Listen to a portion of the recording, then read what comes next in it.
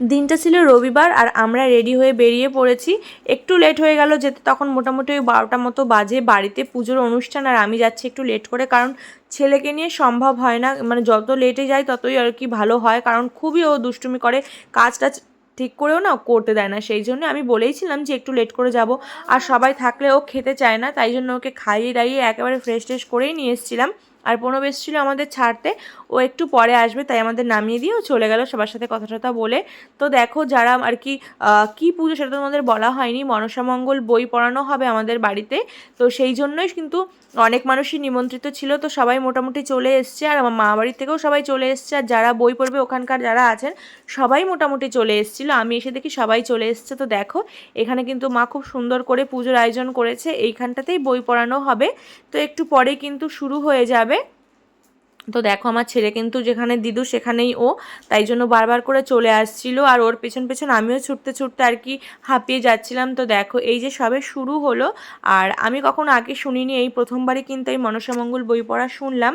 তো দেখো, আর এখানটা সবাই যেহেতু পড়ছিল, তো আমি একটু দাঁড়িয়েছিলাম, আর ছেলে তো এক জায়গায় থাকে না, তাই একটু এদিক ওদিক করতে হচ্ছিল ওকে নিয়ে। তো দেখো এদিকে সাথীরাও চলে এসছে, সাথী পিসি সবাই চলে এসেছিলো, ওর মেয়ে।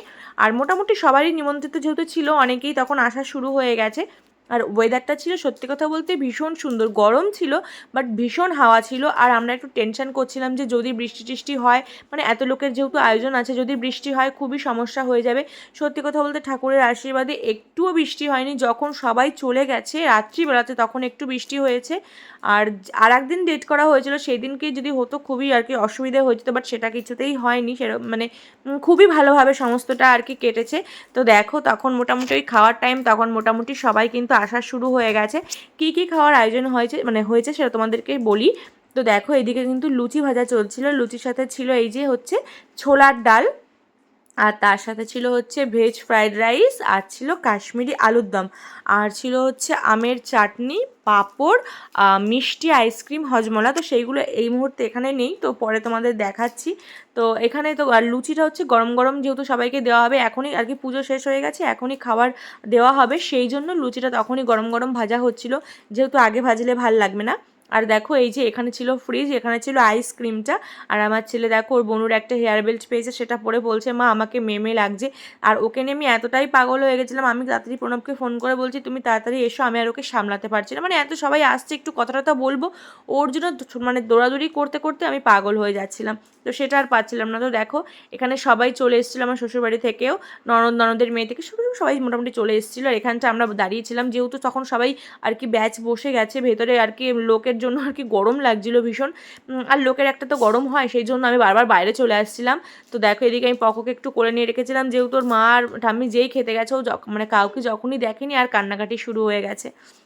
আর আমার ছেলেকে নিয়ে তোমার বর এদিকে দৌড়াদৌড়ি শুরু করে দিয়েছিল, মানে শুধু এর পেছনে ছুটতে হবে। তো দেখো মোটামুটি সবার খাওয়া দাওয়া হয়ে গেছে, আমার শ্বশুরবাড়ি থেকে সবাই মোটামুটি আস্তে আস্তে বেরিয়ে যাচ্ছে বাড়ি যাবে বলে। আর এদিকে ছিল আমার ছোটো মামি, মামা, একটা মাসি, মেসো, সবাই চলে যাচ্ছে আস্তে আস্তে। আর এদিকে তারপর লাস্ট ব্যাচে আমরা সবাই খেতে বসে পড়েছিলাম, আমার বর বসেছিল আর একটা সাইডে, আর এখানে আমি, মা, বাবা, আমার ছেলে, আমি সবাই বসেছিলাম। তো দেখো ছেলে তো একটা লুচি খেয়ে আর খাবে না, এখান থেকেও বারবার শুধু নিচে চলে যাচ্ছিল, আর ওর পেছনে খেতে বসে আমার বারবার শুধু ছোটাছুটি করতে হচ্ছিল। তাই ভাবলাম একটু খাবারের একটু ভিডিও করে নিই। আর ওখান থেকে খেয়ে দিয়ে তাড়াতাড়ি করে নিচে চলে এসেছিলাম, মানে ছেলে যেহেতু নিচে ছিল আর ভীষণ গরম লাগছে, তাই একটু ভাবলাম একটু আইসক্রিমটা খেয়ে একটু ঠান্ডা হয়ে নিই। তারপর আমি বললাম যে চলো একটু ঘুরে আসি, আমাদের নতুন বাড়ির থেকে একটু পুরনো বাড়িতে যাব।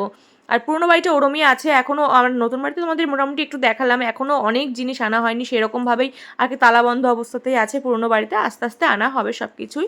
তো দেখো ভাবলাম যে একটু ঘুরতে যাই ওইদিকে। আস্তে আস্তে মোটামুটি 10 থেকে 15 জায়গায় ঝুলন ধরেছে, ছোটোবেলায় ভীষণ ঝুলন করতাম, এখন এসব দেখা যায় না। তো যাই হোক সব জায়গাতে পয়সা দিয়ে এসেছি, আর খুচরো ছিল না, এখান থেকে খুচরো করে নিয়ে গিয়ে আবার যারা বাকি ছিল তাদেরকে দিতে হয়েছে।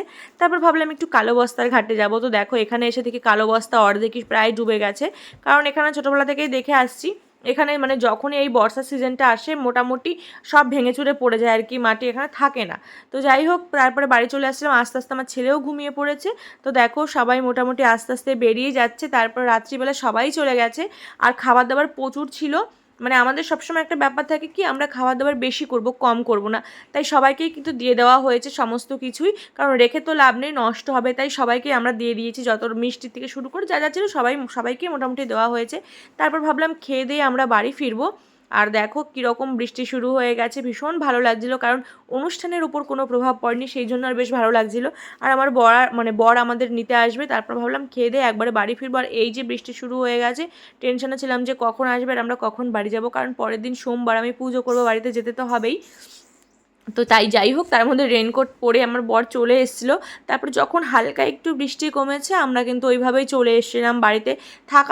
থাকতে বলেছিল মা, বাট উপায় ছিল না, যেহেতু পরের দিন সোমবার আমাকে তো পুজো করতেই হবে, সেই জন্য কিন্তু তাড়াতাড়ি করে বাড়ি চলে এসেছিলাম। তো তোমাদের কেমন লাগলো ভিডিওটা অবশ্যই কিন্তু কমেন্ট করে জানিও, ভালো লাগলে লাইক কমেন্ট শেয়ার করে